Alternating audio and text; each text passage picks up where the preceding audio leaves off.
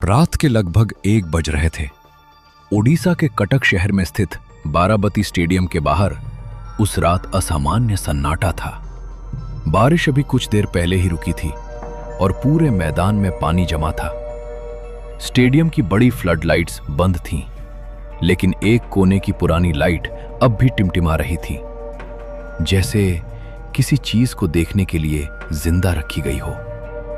साल 2012 की यह घटना आज भी किसी आधिकारिक रिकॉर्ड में दर्ज नहीं है, लेकिन वहां काम करने वाले कुछ पुराने कर्मचारियों और सिक्योरिटी गार्ड्स के बीच यह मामला आज भी केस फाइल 27 के नाम से जाना जाता है।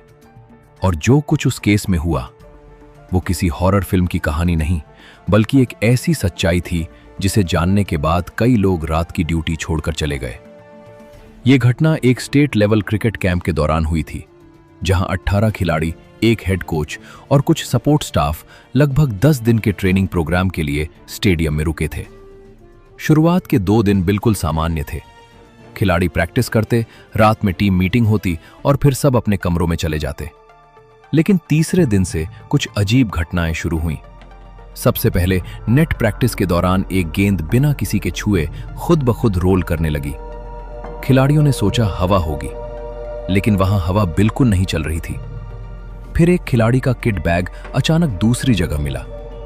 किसी ने मजाक किया कि शायद कोई जूनियर स्टाफ चीजें इधर उधर कर रहा है। उसी शाम पहली बार उस लड़के को देखा गया। उसकी उम्र लगभग 13 या 14 साल रही होगी। दुबला पतला शरीर, पुराने कपड़े, पैरों में टूटी हुई चप्पल। लेकिन सबसे अजीब बात यह थी कि वो अचानक हर जगह दिखाई देने लगा। कभी ड्रिंक्स लेकर आ रहा है, कभी गेंद उठा रहा है, कभी खिलाड़ियों के बैग ठीक कर रहा है। कोई नहीं जानता था कि वो आया कहां से है। जब टीम मैनेजर ने उससे पूछा कि वह किसके साथ काम करता है, तो उसने बस मुस्कुराकर कहा, मैं यहीं रहता हूं। उसकी आवाज अजीब तरह से शांत थी, न डर न हिचकिचाहट। धीरे धीरे खिलाड़ियों को महसूस होने लगा कि उस लड़के में कुछ सामान्य नहीं था।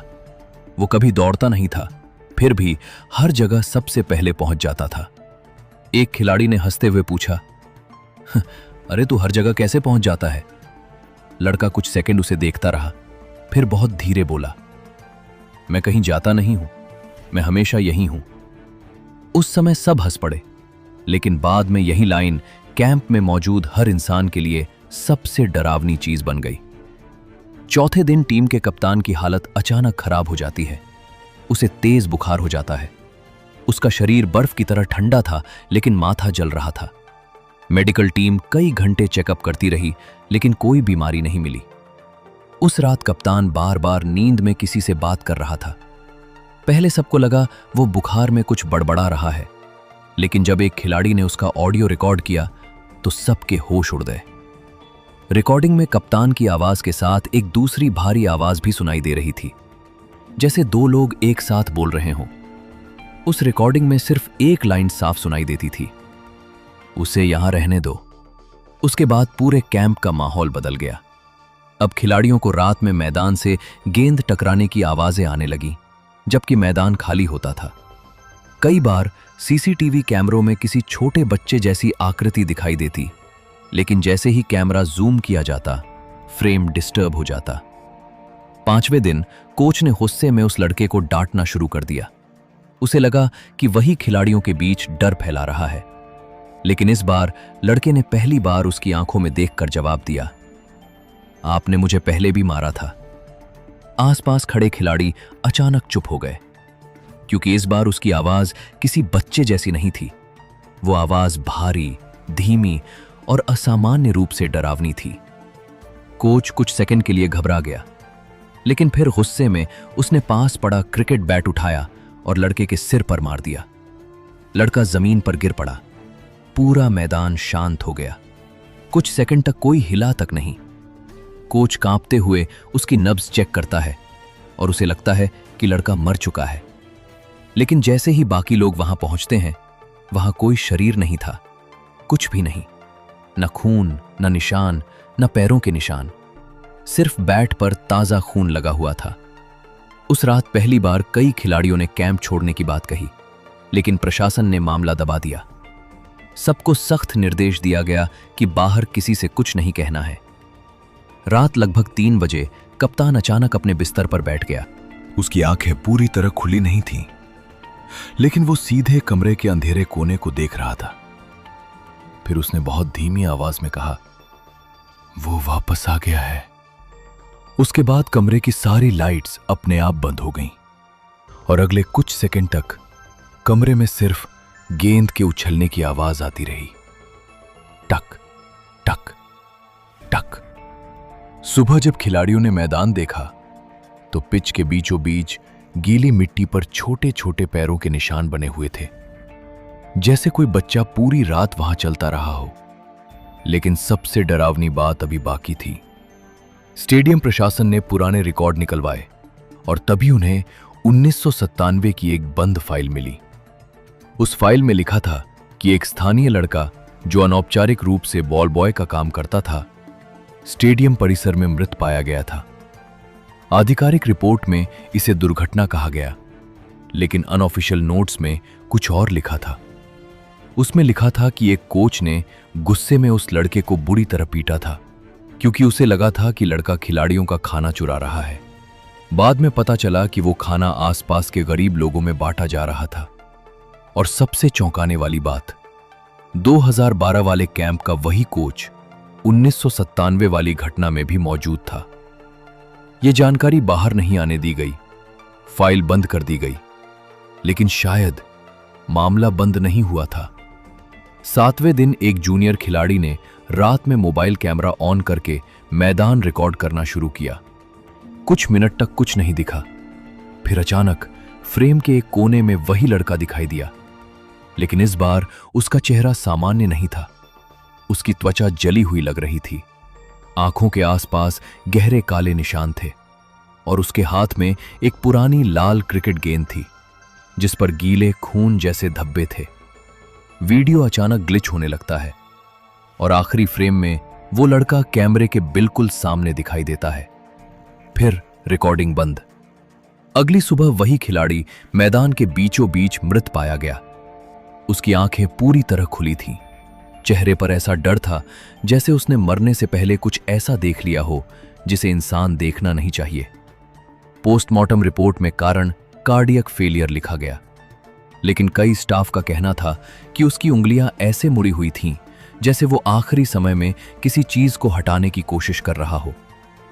8वें दिन कैंप का आखिरी मैच रखा गया। दर्शकों को अंदर आने दिया गया। मैच सामान्य तरीके से शुरू हुआ, लेकिन कुछ ओवर बाद अचानक गेंद हवा में रुक गई। पूरा स्टेडियम कुछ सेकंड के लिए शांत हो गया। लाइव कैमरा फीड ब्लैंक हो गया और जब वीडियो वापस आया तो स्क्रीन पर सिर्फ कप्तान खड़ा था। बाकी सभी खिलाड़ी गायब थे। हालांकि मैदान में मौजूद लोगों ने ऐसा कुछ नोटिस नहीं किया। फुटेज को बाद में टेक्निकल एरर बताकर डिलीट कर दिया गया। उसी रात कप्तान गायब हो गया।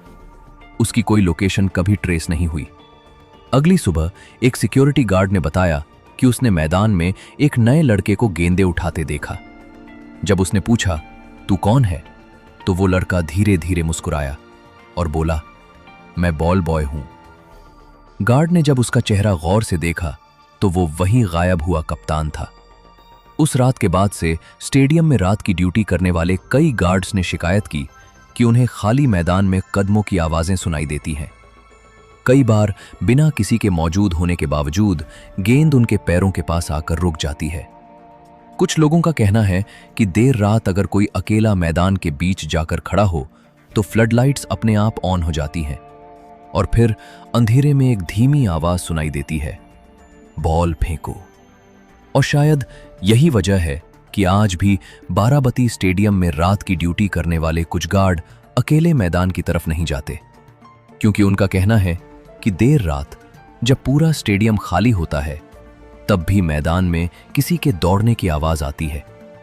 कभी कभी पिच के पास एक पुरानी लाल गेंद अपने आप लुढ़कती हुई दिखाई देती है और अगर कोई उसे उठाने की गलती कर दे तो उसे पीछे से एक धीमी आवाज सुनाई देती है, बॉल फेंको।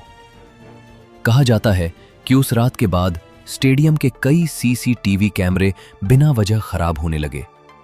कुछ फुटेज अपने आप डिलीट हो गए और कुछ रिकॉर्डिंग्स में सिर्फ एक ही चीज बार बार दिखाई देती थी। मैदान के बीच खड़ा एक छोटा लड़का जो किसी का इंतजार कर रहा था। लेकिन सबसे डरावनी बात यह है कि आज भी स्टेडियम के पुराने कर्मचारियों में से कुछ लोग दावा करते हैं कि उन्होंने उस लड़के को देखा है। वही फटी हुई चप्पलें, वही गीले कपड़े और हाथ में वही लाल क्रिकेट बॉल।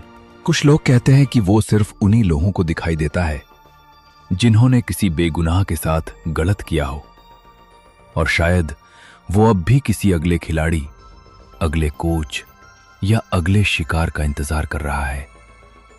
तो अगर आप कभी रात में किसी खाली स्टेडियम के पास जाएं और आपको दूर से गेंद उछलने की आवाज सुनाई दे, तो पीछे मुड़कर मत देखना, क्योंकि हो सकता है इस बार वो आपके पीछे खड़ा हो।